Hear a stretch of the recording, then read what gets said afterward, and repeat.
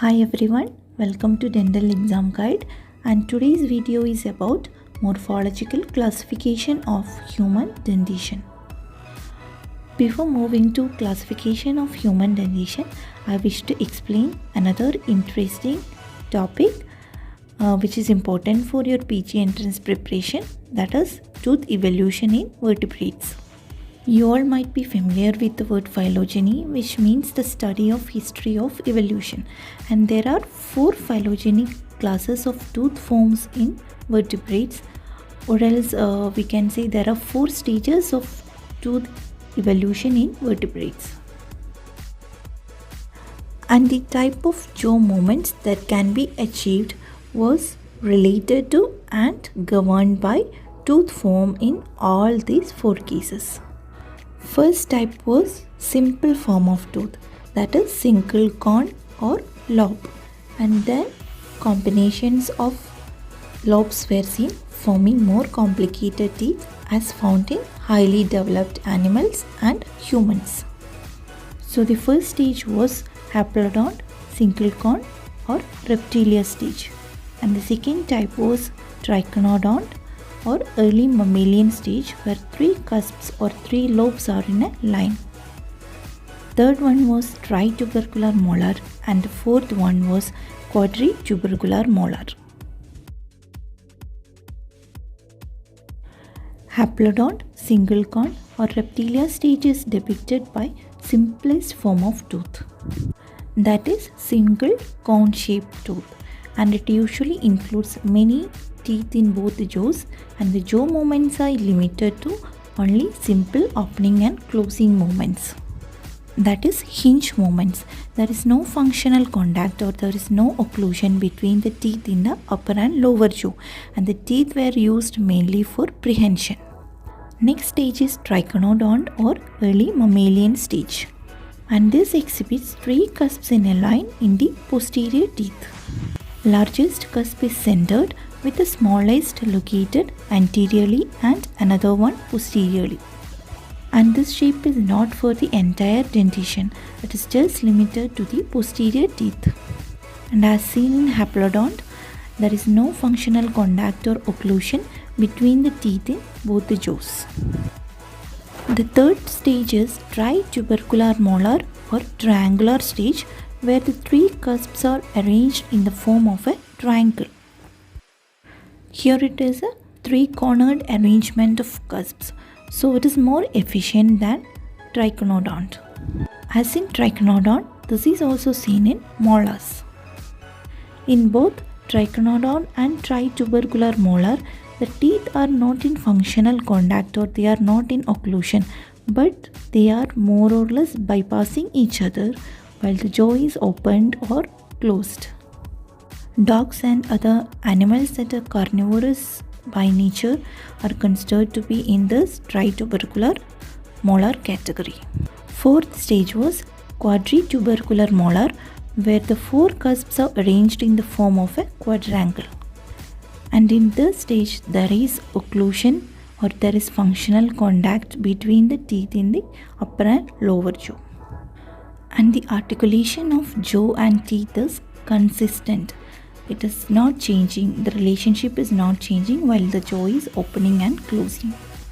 If we compare human dentition from that of other vertebrates, we can conclude that human dentition is different in many ways from that of other vertebrates in form as well as in function.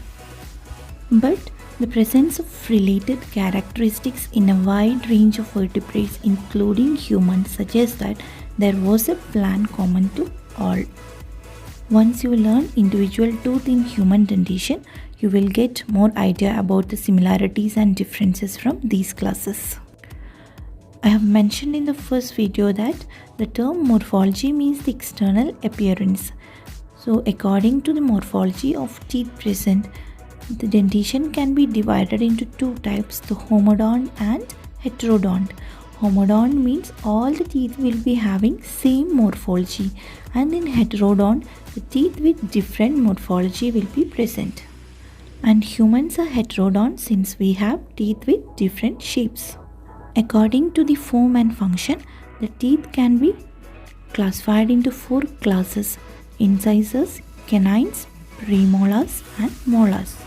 If we draw an imaginary line along the midline of upper and lower arches and another line along the occlusal plane of both the arches, we can divide our dental arches into 4 quadrants: first, second, third and fourth.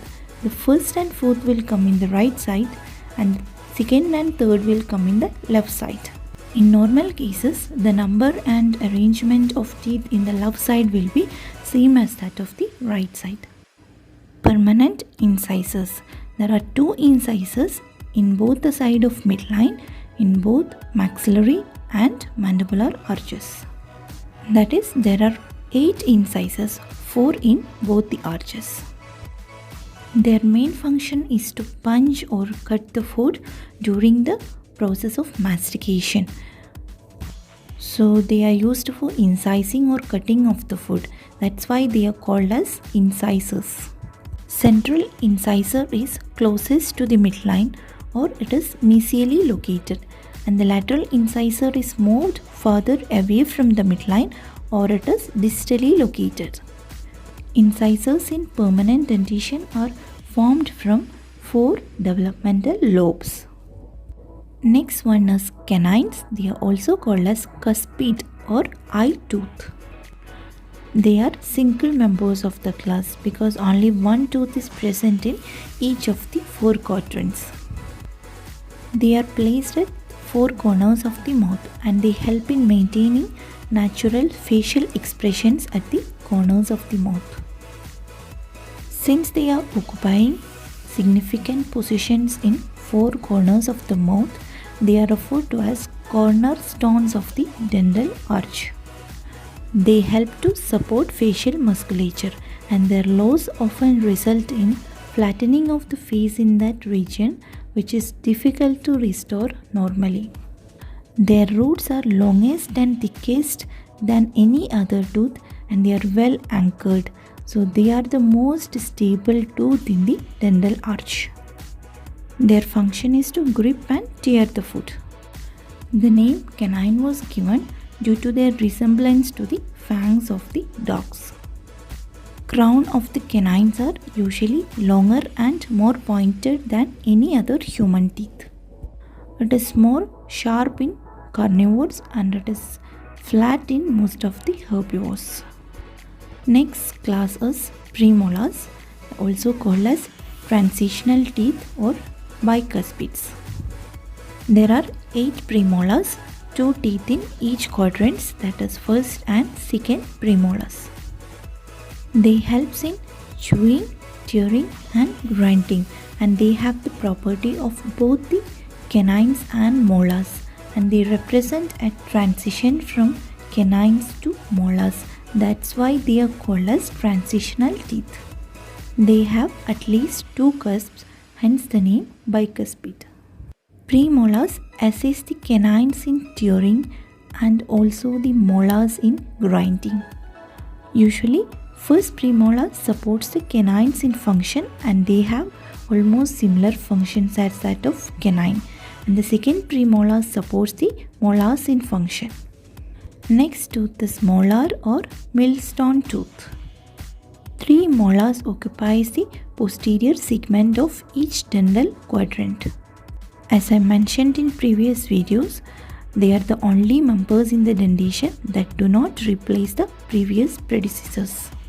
Their name is derived from the Latin word molaris dens, which means millstone tooth. The term molar means millstone. It was a circular stone used for grinding in grinding mills. And the term dens means tooth. And in our mouth, molars functions like a millstone which help to grind the food. There are 3 types of molars, first, second and third. Third molars are also called as wisdom teeth. First molars usually erupts by the age of 6 years called 6-year molars. Second one by the age of 12 years called 12-year molars, and the third one usually by the age of 17 to 21 years, or sometimes they do not erupt at all and they will get impacted.